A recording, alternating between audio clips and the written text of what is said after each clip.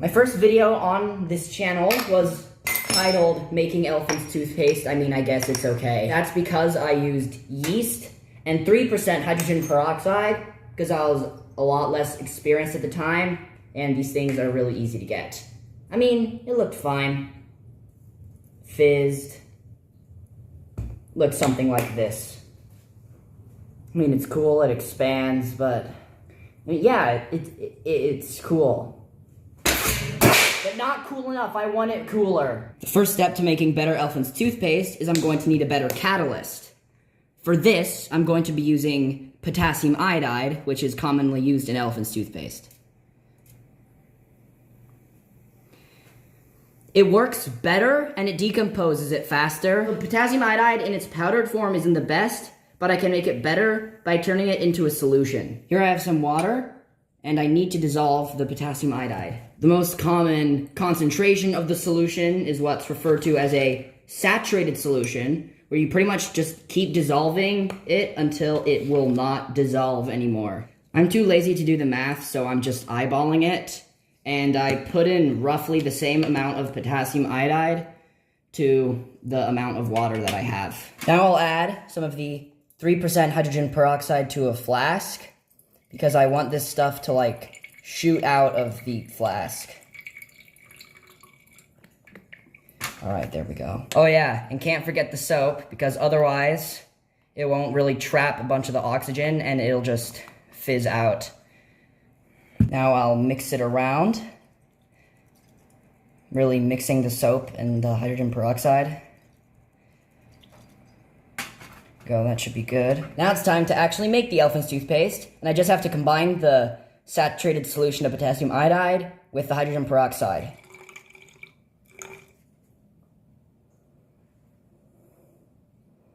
And I'll add some more. Okay. Definitely smells like soap. Wow.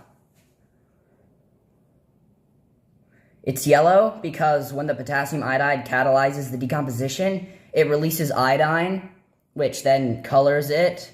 And that's why I'm doing this on a crappy baking tray, to prevent it from staining my entire counter. Okay, this was cool, but it's still really slow and I want to speed it up. It's nothing wrong with the catalyst I'm using, but this stuff, the 3% peroxide, is just too dilute.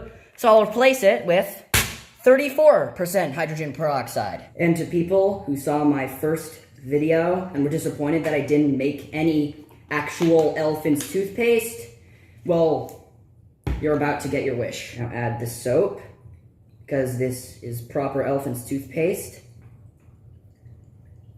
Mix it. Oh, why did it fizz up like that? Now it wouldn't be proper Elephant's toothpaste without some color. So I'll add some blue food coloring to color it. Blue specifically, because I think it's going to look cool. So I have my mixture of 34% hydrogen peroxide, soap, and blue food coloring. Here, I have my saturated solution of potassium iodide. So the two things needed to make Elephant's toothpaste. Now all I have to do is just pour this in. Wow.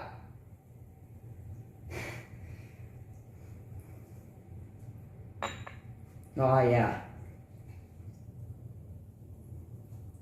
Now when the reaction happens, it makes a lot of very hot foam, which is from all of the hydrogen peroxide decomposing.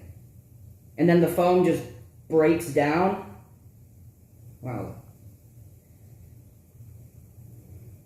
The foam isn't the best to touch because it's very hot and also contains a bunch of potassium iodide, meaning this will very easily stain your skin and whatever surface it touches. Okay, so now it's hard to see, but the foam's starting to dissolve and just like releasing this green, blue/yellow liquid.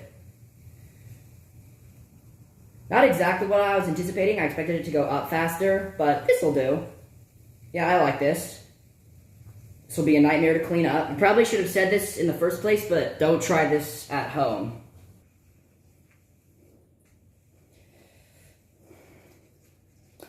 The iodine is staining the counter. My parents are gonna kill me.